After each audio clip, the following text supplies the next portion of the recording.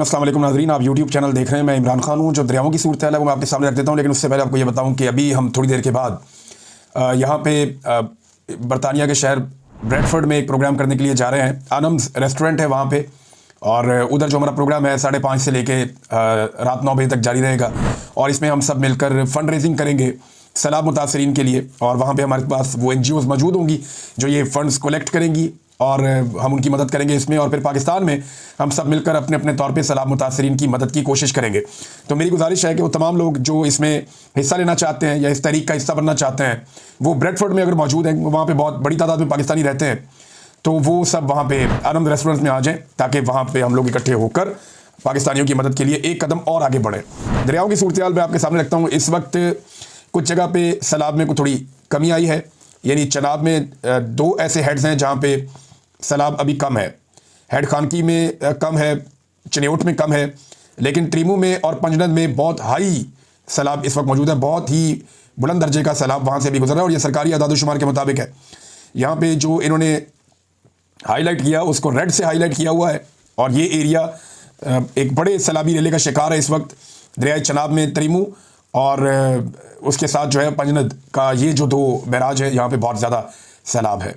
जबकि एक दरियाए रावी में बल्लोकी के मुकाम पर बहुत ज़्यादा जो हेड बल्लोकी है, वहाँ पे बहुत ज़्यादा पानी का बड़ा रेला गुजर रहा है, उसको भी बहुत हाई करार दिया गया है। और इसके बाद गंडा सिंह वाला पे जो है वो सबसे ज़्यादा सैलाब की सूरत हाल इस वक्त पाकिस्तान में गंडा सिंह वाला पे है, जहाँ से 3,11,673 क्यूसिक का एक बड़ा रेला पानी का इस वक्त गुजर रहा है। और भारत ने पाकिस्तान को खबरदार किया, पहले से बताया कि यहाँ पे बहुत बड़ी मिकदार में पानी मजीद आ रहा है। जबकि हेड सलमान की भी इस वक्त सैलाब की सतह जो है, सैलाबी पानी बहुत ज़्यादा है। ये पानी आगे जाकर बहुत सारी एरियाज़ को नुकसान कर सकता है। मेरे सामने एक और यहाँ पे डाटा मौजूद है जो ये बता रहा है कि पाकिस्तान में बारिशें होने वाली हैं, जिसमें ख़ास तौर पर जनूब मशरकी सिंध के बाद मकामात पर इंतहाई शदीद बारिशों का इम्कान है, जिसके बायस निचले साहिली इलाकों में शहरी सैलाब का खदशा है। जबकि बारिशों की वजह से कई इलाके ऐसे हैं बलूचिस्तान के भी, जहाँ पे नदी नालों में जो है वो शदीद तुग़यानी मुतवक्के है। और अगर ये पानी आता है इस तरफ, जैसे कोहे सलमान पे पिछली मरतबा 2022 में बारिशें हुई और वो पानी सारा पंजाब की जानिब आया, यहाँ से बह के खैबर पख्तूनख्वा और पंजाब की जानिब, तो उससे बहुत तबाही हुई थी। ये वो टाइम है, अल्लाह रब्बुल इज़्ज़त सबको अपने हिफ्ज़-ओ-अमान में रखे, सबको महफूज रखे। ये बहुत मुश्किल वक्त है। ये पानी अगर वक्तन फ़वक्तन गुजरता जाए तो ये निकल जाएगा, लेकिन अगर ये एक साथ आता है तो एक बड़ी मुसीबत पाकिस्तान के गले पड़ जाएगी। अल्लाह ताला पाकिस्तान को और पाकिस्तानियों को महफूज रखे। मुल्तान में जो लोग डूब कर जाँ बहक हुए ये कश्ती उलटने की वजह से, वो पता चला कि वो रेस्क्यू की कश्ती थी।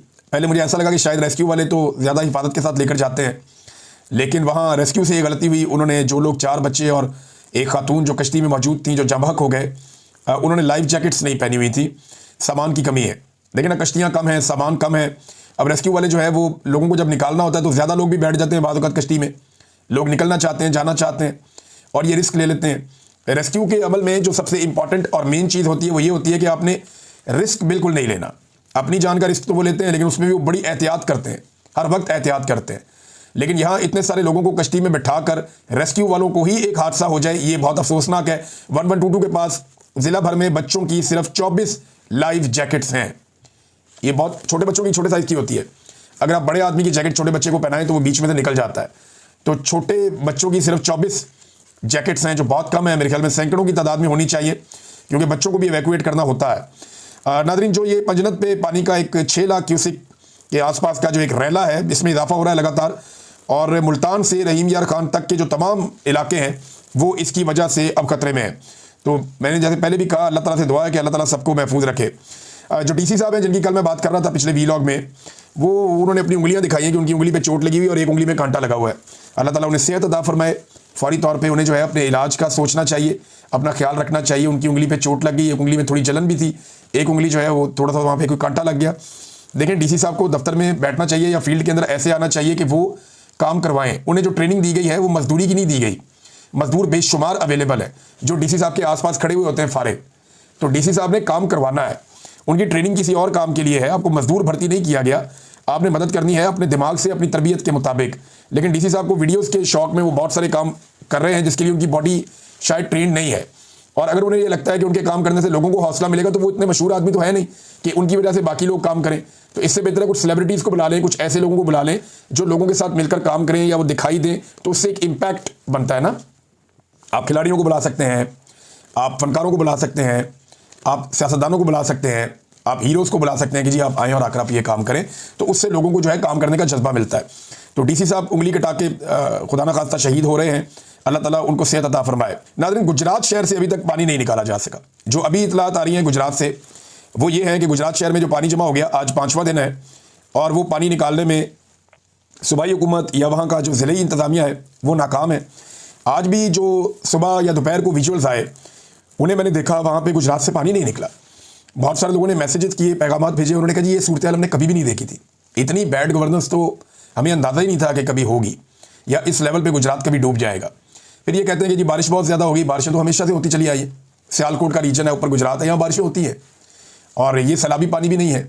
बारिशों से अगर शहर डूब जाए तो ये हुक्मरानों के लिए सोचने की बात है कि उनकी तवज्जो कहाँ है, और तवज्जो तो उनकी किसी और तरफ है। देखिए, चीनी माफिया दोबारा से दिहाड़ी लगाने जा रहा है। मोहम्मद जुबैर साहब ने भी इसका तस्करा किया कि इससे पहले आपको पता है ना, चीनी 200 रुपये किलो से ऊपर चली गई थी। जब ये 200 रुपये किलो से ऊपर गई थी तो बड़ा रोला पड़ गया था पाकिस्तान में। पहले खामोशी से बेचते रहे। जब सोशल मीडिया ने शोर मचाया, क्योंकि मीडिया तो इस पर बात ही नहीं करता, जब सोशल मीडिया ने इसके ऊपर शोर मचाया तो फिर हुकूमत ने उसके ऊपर थोड़ा कंट्रोल किया और वापस कीमतों को नॉर्मल पे लाने की कोशिश की। अब नॉर्मल भी जो है वो 150 से ऊपर ही है, यानी नॉर्मल भी जो होती है वो 250 के आसपास होती है। अब ये इसके अंदर जो एक रिपोर्ट आई थी, वो रिपोर्ट ये बता रही थी कि इन कीमतों को बढ़ाने से जो चीनी का माफिया है, उन्होंने खामोशी से 300 अरब कमाया था। ये वही माफिया जिन्होंने चीनी एक्सपोर्ट करके भी पैसा कमाया, इंपोर्ट करके भी पैसा कमाया, चीनी को स्टोर करके भी पैसा कमाया, और ये खामोशी के साथ 200 रुपये वाला चूना कौम को लगा दिया। अब एक दफ़ा फिर माफिया बड़े आराम से खामोशी के साथ चीनी को फिर 200 रुपये तक पहुंचा रहा है। हुकूमत अभी चुप है। हम पहले से खबरदार कर रहे हैं, गुज़िश्ता चंद दिनों से चीनी की कीमत फिर से ऊपर जा रही है आहिस्ता आहिस्ता। जैसे ही इन्हें पता चला कि गन्ने की फसल तबाह हुई है, इन्होंने चीनी की कीमत बढ़ाना शुरू कर दी है, और जो बाहर से चीनी आनी है उसके आने का वक्त भी अभी बाकी है, लिहाजा ये चीनी की कीमत लगातार बढ़ा रहे हैं। और पाकिस्तानियों के साथ ये हुआ जब से इमरान खान साहब की हुकूमत गिरी है, उस दिन से लेकर अब तक, क्योंकि देखें सब लोग ये दावा करते हैं कि मईशत में इन्होंने कमाल कर दिया, मईशत में ये कर दिया, मईशत में वो कर दिया। तो एक सादा फिगर मैं आपको देता हूँ, और ये साइंटिफिक फिगर है, ये आपको बड़े आराम से बता देगा कि पाकिस्तानियों के साथ हुआ क्या है। जब से इमरान खान साहब की हुकूमत गिरी है, उस वक्त से लेकर अब तक, आज के दिन तक, हर पाकिस्तानी की जो कुव्वत खरीद है, चीज़ें खरीदने की जो कुव्वत है, वो 58% कम हो गई है। यानी 5,000 के अंदर पहले जो चीज़ें आप खरीदते थे, वो अब आपको उससे महंगी खरीदनी पड़ती हैं। या आप ये कह लें, जो चीज़ें पहले आप 2800 रुपये में ले आते थे अपने घर में, वो चीज़ें अब आप अपने घर लेकर आते हैं तो आपको 5,000 रुपये का नोट देना पड़ता है। इतना फ़र्क हो गया। तो कुव्वत खरीद पाकिस्तानियों की कम हो गई, वैल्यू कम हो गई, चीज़ें महंगी हो गई। और इसमें कौन सा कोई रॉकेट साइंस है? देखिए ख्वाजा आसिफ साहब क्या कह रहे हैं, ज़रा आप ये देखें ना। ख्वाजा आसिफ साहब दिन रात तारीफ़ करते हैं उस हाइब्रिड सिस्टम की जिससे पाकिस्तानी उकता गए हैं कि जनाब ये कौन सा सिस्टम है। ये देखें ना, ख्वाजा साहब कहते हैं कि जिस निज़ाम को मैं हाइब्रिड निज़ाम कहता हूँ, इस निज़ाम ने कमाल कर दिया है। शहबाज शरीफ और फील्ड मार्शल की क़यादत में हमने कई संगे मील अबूर किए हैं। हमने मईशत के नुक्ता नज़र से कई नामुमकिन चीज़ें करके दिखाई हैं। फ़ौज सरहदों की हिफाजत के साथ साथ बाकी मुल्क की भी आबियारी कर रही है और हमें माशी बहरान से बाहर निकाल कर ले आई है। अच्छा, ये ख्वाजा आसिफ साहब ने क्यों कहा, इस पर गौर करें। क्या पाकिस्तान में कोई एक चीज़ सस्ती हुई? नहीं हुई। क्या पाकिस्तान के अंदर मईशत बेहतर हुई? नहीं हुई। कोई आदादोशुमार में ये मानने को तैयार नहीं है। क्या पाकिस्तान में माफिया ने 2 नंबरी करना बंद कर दी? आटे के ऊपर जो किया अभी इस हुकूमत ने, जिस तरह आटा महंगा होता चला जा रहा है लगातार, और आने वाले दिनों में मजीद महंगा होगा। गंदम का एक बहरान पाकिस्तान में इन्होंने खड़ा कर दिया अपनी बैड गवर्नेंस से। इन सारी चीज़ों को अगर आप इकट्ठा करके देखें तो कौन सी कामयाबी है? कोई भी नहीं। क्या पाकिस्तान में बाहर से कोई सरमायाकारी आ रही है? नहीं आ रही। यानी टोटल जो सरमायाकारी पाकिस्तानियों को गिना दी गई थी वो 100 अरब डॉलर से ज़्यादा की गिनवाई गई थी, और अभी तक पाकिस्तान में जो सरमायाकारी आई है वो 1 अरब डॉलर भी नहीं है। यानी आप अंदाज़ा करें कि जितनी इन्होंने गिनवाई उसका 1% भी पाकिस्तान में नहीं ला पाए। ज़ीरो सरमायाकारी है। पाकिस्तान छोड़ छोड़ के बाहर जा रहे हैं। माशी कामयाबी कौन सी है? SIFC के बारे में कहा गया कि बड़ी कामयाबियां होंगी, कौन सी कामयाबी है? कोई कामयाबी नहीं है। आपकी एक्सपोर्ट्स जो है वो मुतासिर हो गई, कोई कामयाबी नहीं है। आपकी जो कॉस्ट ऑफ प्रोडक्शन है पाकिस्तान में बढ़ गई है, कोई कामयाबी नहीं है। तो जब आप कामयाब नहीं हो रहे तो ख्वाजा आसिफ साहब कामयाब किस बात को कह रहे हैं? वो झूठ नहीं बोल रहे। देखिए मैं आपको बताता हूँ, अगर फौज या मिलिट्री एस्टेब्लिशमेंट ये अगर पूरी तरह से साथ ना देती इस हुकूमत का, तो ये हुकूमत अवाम पर कभी इतना बोझ ना डाल सकती। इन्होंने ये जो कहा ना कि हम डिफॉल्ट से बच गए, तो उससे बचने के लिए इन्होंने सारा का सारा बोझ आम आदमी पे शिफ्ट कर दिया।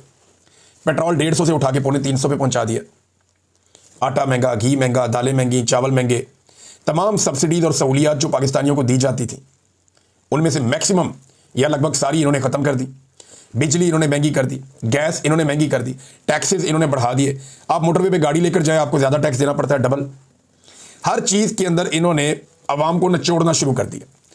ये कभी ये कर नहीं सकते थे मिलिट्री एस्टेब्लिशमेंट की मदद के बगैर। देखें ना, अगर ये खुद से करते आवाम निकल के आवाम इनको जूते मारती। आवाम कहती भी तुम कहाँ से आ गए हो। एक तो मिलिट्री एस्टेब्लिशमेंट ने इनको हुकूमत बनाकर दी जो गलत बनाकर दी। उसके बाद मिलिट्री एस्टेब्लिशमेंट ने इनको फ्री हैंड दिया कि तुम जो भी फैसले करोगे हम तुम्हारी हुकूमत को गिरने नहीं देंगे, आवाम को एहतजाज करने नहीं देंगे, दबाव डालो जितना डालना है आवाम के ऊपर। इस बात की फिक्र मत करो कि लोग तुम्हें बुरा कहेंगे या लोग तुम्हें वोट नहीं डालेंगे, तुम्हें इक्तदार के लिए वोट की जरूरत नहीं है। ये गारंटी मिलिट्री एस्टेब्लिशमेंट ने दी। उसके बाद इन्होंने आवाम का खून नचोड़ के अपनी मईशत को ठीक कर लिया। यानी क्या वज़ीर आज़म हाउस के अखराजात कम हुए? नहीं, बढ़ गए। ऐवान सदर के अखराजात कम हुए? नहीं, बढ़ गए। अभी सेनेटर्स के लॉजेस बन रहे हैं, इनके अपने खर्चे कम हुए? नहीं, बढ़ गए। इनके जो बैरून मुल्क दौरे ये करते हैं उनके ऊपर अखराजात कम हुए या बढ़े? बढ़ गए। बल्कि अब तो इनके ऊपर इनको वज़ीर आला को भी वज़ीर आज़म वाला प्रोटोकॉल देना पड़ता है। ये हैरानगी की बात नहीं है, यही हो रहा है।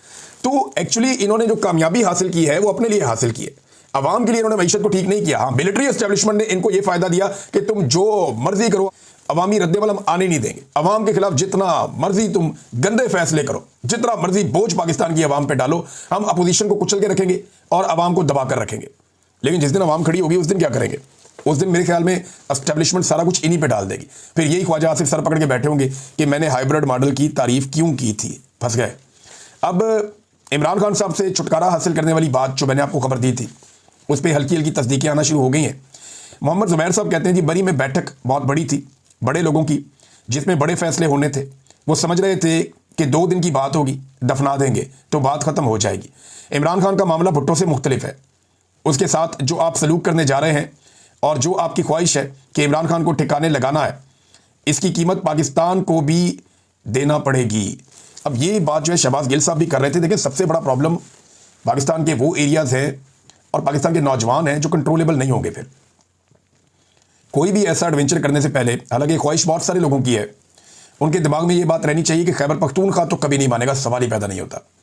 उन्होंने बुरे हालात में अपना मैंडेट हासिल किया है और अपने मैंडेट को मनवाया, बहुत बुरे हालात में, मार्शल जैसे हालात में। तो खैबर पख्तूनख्वा के लोग तो कभी भी इसको तस्लीम नहीं करेंगे और बड़ा खौफनाक रिएक्शन आएगा। हालांकि गंडापुर साहब के तर्ज हुकूमत या इमरान खान साहब के फैसलों को ना अमल दरामद करने की वजह से कुछ वहाँ पे मकबूलियत कम पीटीआई की ज़रूर हुई है। गंडापुर और पीटीआई की मकबूलियत कम हो सकती है, लेकिन इमरान खान की मकबूलियत खैबर पख्तूनख्वा में कम नहीं हुई। आज भी सारे लोग उससे उम्मीद लगाकर बैठे हुए हैं। जबकि बलूचिस्तान की सूरत हाल पहले ही आपके सामने, और पंजाब में एक ऐसी तहरीक खड़ी हो जाएगी जिसे आप कभी भी संभाल नहीं पाएंगे, आपकी नस्लें याद रखेंगी इसका नतीजा। और जिन चीज़ों को ये लोग कामयाबी कहते हैं ना, मैं आप 1-2 दिन से एक्सपोज कर रहा था, आपको बता रहा था कि जो बाहर गए दौरे पे, वहाँ शहबाज शरीफ साहब का जो एटीट्यूड था वो एक अकेले शख्स वाला था, एक तन्हाई का शिकार, ऐसा शख्स जो तवज्जो का तलबगार है। और उसके बारे में अब नजम सेठी साहब जो इनके अपने बड़े पसंदीदा हैं, मियाँ साहब के दोस्त हैं, वो क्या फरमाते हैं देखिए। शहबाज शरीफ लपक लपक के कभी प्यूटन के पास पहुंच जाते थे, लपक के चीनी सदर के पास पहुंच जाते थे। ये बिल्कुल ऐसे था जैसे स्टेज पर एक्टिंग कर रहे हैं, हा हा हा हा, जफियाँ शपियाँ। ये सिर्फ पाकिस्तानी अवाम के लिए था, ये दिखाने के लिए था कि कितने बड़े बड़े लीडर्स मेरे यार हैं। इतने मंजे हुए लीडर्स के साथ हा हा हा हु वाली इससे बात नहीं बनती, ये नजम सेठी साहब ने कहा। तो देखें, इसमें कोई खारची महात में तो कामयाबी है नहीं, आपको चंद तस्वीरें मिल गई हैं और लोग ये कहें कितना हल्का आदमी है, इसके पास एटमी मुल्क है और इसको वज़ीर आज़म बनाया हुआ है, ये दौड़ दौड़ के हमारे पीछे आके मिलता है। हम जब छोटे थे ना तो हमारे 1-2 दोस्त हुआ करते थे ऐसे जो बड़े मशहूर थे, ज़बरदस्ती मिलने वाले। वो हम घर में हैं, वो अंदर घुस जाते थे, जी हमने मिलना है, भाई से मिलना है। वो दरवाजे के बाहर ही खड़े हो जाते थे, ये निकलेगा तो इसको हम मिलेंगे। को बंदा सो रहा होता है, किसी वक्त पढ़ रहा होता है, लेकिन वो ज़बरदस्ती मिलने, उनका नाम ही हमने ये रखा था ज़बरदस्ती मिलने वाले। तो वो डिस्टर्ब करते थे हर एक को।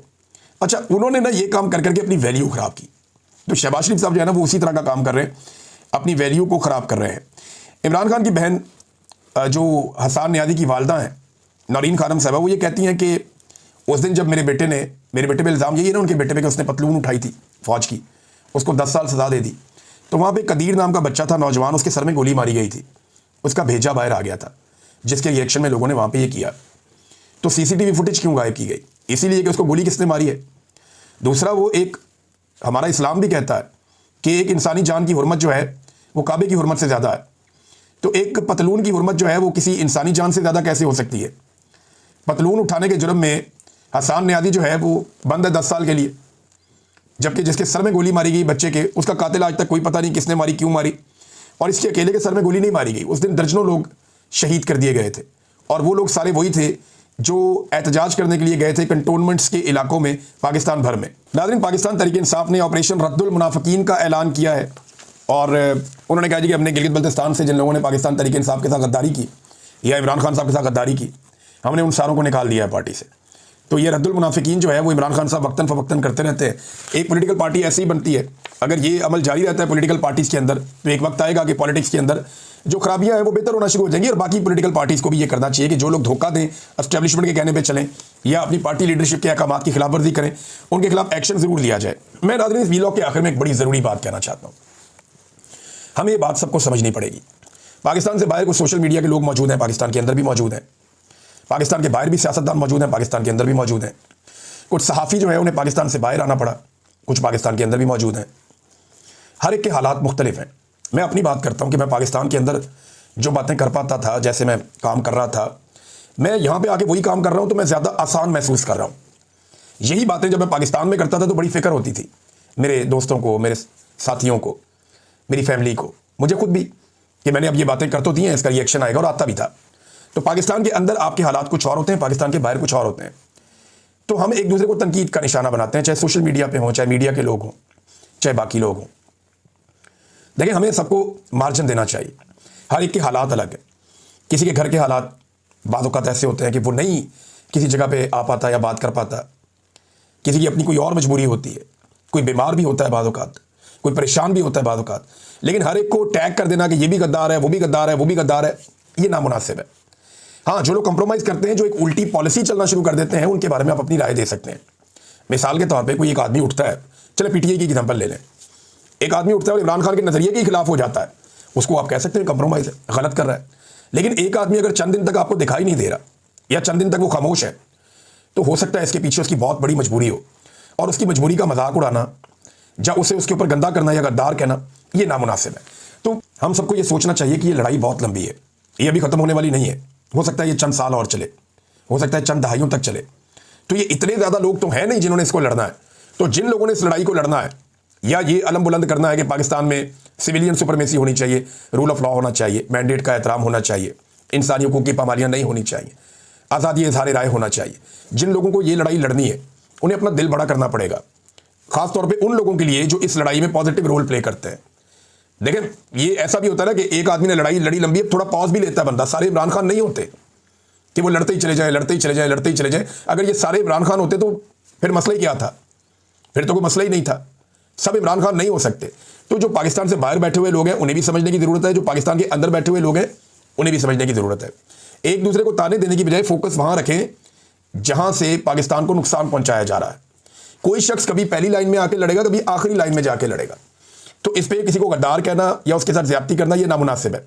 हाँ, ये ज़रूर है कि जो लोग कंप्रोमाइज़ हो जाए और आपको दिखाई दे कि आप ये मुनाफिकत कर रहे हैं और ज्यादती कर रहे हैं, तो उसकी तो ठुकाई आप लोग बिल्कुल ठीक करते हैं। मैं सोशल मीडिया से और बाकी तमाम लोगों से मुखातिब हूँ जो इस वक्त रूल ऑफ लॉ के लिए काम कर रहे हैं। बाकी आप सबकी अपनी मर्जी। अब तक के लिए इतने, अपना ख्याल रखिएगा।